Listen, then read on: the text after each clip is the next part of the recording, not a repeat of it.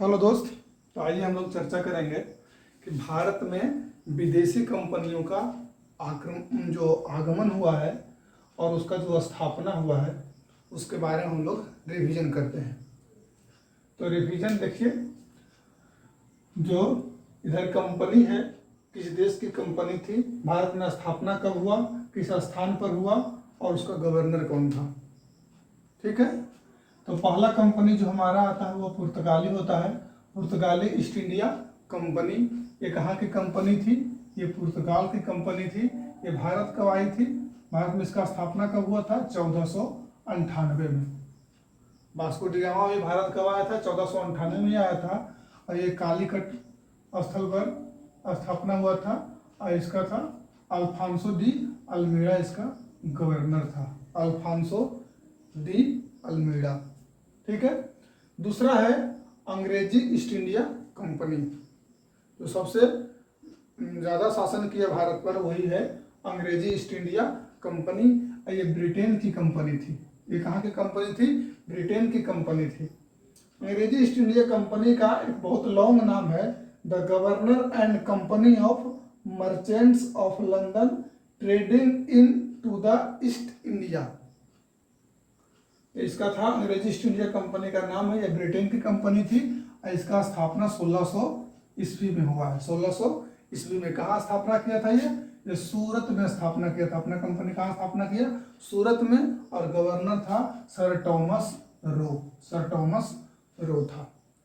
उसके बाद आता है तीसरा Dutch east India company. Dutch east India company ये हॉलैंड की कंपनी थी।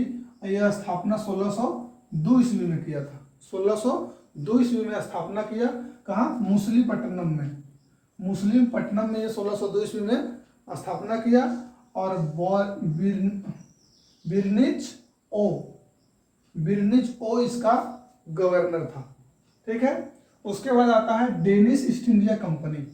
डेनिश ईस्ट इंडिया कंपनी कहाँ की कंपनी थी? ये डेनमार्क की कंपनी थी और ये भारत में अपनी कंपनी की स्थापना 1616 ईस्वी में करती है और सातानुती स्थान में करती है। सातानुती। और जो इसका गवर्नर था वो था दिहस्तमान। दिहस्तमान इसका गवर्नर था। ठीक है। उसके बाद आता है फ्रांसीसी ईस्ट इंडिया कंपनी। फ्रांसीसी ईस्ट इंडिया कंपनी यह फ्रांस की कंपनी थी और भारत में अपना स्थापना यह 1664 ईस्वी में करती है। कहाँ करती है? सूरत में। 1664 ईस्वी में सूरत में ये अपनी कंपनी का स्थापना करता है। और इसका जो गवर्नर था वो ये गवर्नर मार्टिन था और कलवर्ट था। कलवर्ट या मार्टिन। कलवर्ट और मार्टिन था। ठीक है। उसके बाद है स्वीडिश ईस्ट इंडिया कंपनी। या स्वीडन की कंपनी थी।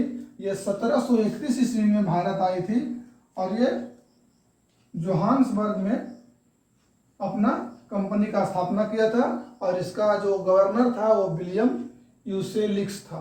विलियम यूसेलिक्स था। तो जो कंपनी में स्थापना का क्रम है, जब कंपनी के स्थापना का क्रम हो जाएगा तब हो जाएगा पुर्तगाल ईस्ट इंडिया कंपनी, अंग्रेजी east India company, Dutch east India company, Danish, फ्रांसीसी, स्वीडिश। लेकिन यदि कंपनी जो भारत में आने का क्रम कहेगा तो थोड़ा सा क्रम बदल जाएगा। डच पहले आया है, ब्रिटिश बाद में आया है।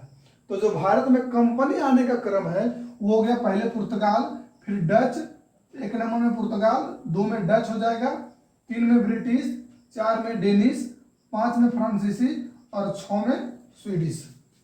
लेकिन कंपनी स्थापना की बात किया जाए तो सबसे पहले पुर्तगाली ईस्ट इंडिया कंपनी 1498 में। उसके बाद है ईस्ट इंडिया कंपनी 1600 ईस्वी में। उसके बाद है डच। यहाँ डच पहले है, आगमन में डच पहले है लेकिन कंपनी स्थापना में डच पीछे हो गया ईस्ट इंडिया कंपनी से। ठीक है। उसके बाद है डेनिश, उसके बाद हो गया आपका फ्रांसीसी, उसके बाद हो गया स्वीडिश। सिर्फ डच और ब्रिटिश में आगे पीछे है। आगमन पहले हुआ और कंपनी का स्थापना जो है डच ईस्ट इंडिया कंपनी के बाद किया, 1602 ईस्वी में किया मुसलीपट्टनम में। ठीक है। तो ये था हमारा भारत में कंपनियों का आगमन पर एक छोटा सा टॉपिक। वीडियो अच्छा लगा हो तो हमारे चैनल को सब्सक्राइब कीजिए। धन्यवाद।